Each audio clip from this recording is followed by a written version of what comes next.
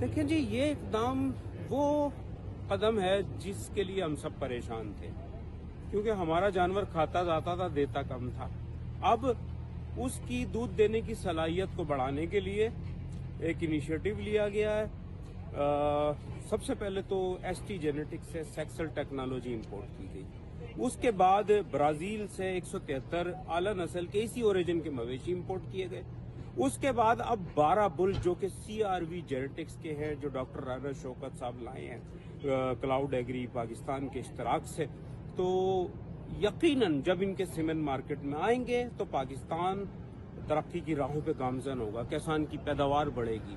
جب پیداوار بڑھے گی تو منافع بڑھے گا، اور یقیناً جب منافع بڑھے گا تو کسان خوشحال ہوگا، کسان خوشحال ہوگا تو ملک خوشحال ہوگا۔ تو انشاءاللہ تعالی میں امید کرتا ہوں کہ یہ ایک انقلاب ہمارے دروازوں پہ دستک دے رہا ہے۔ انشاءاللہ تعالی ہم اس سے آگے بڑھیں گے۔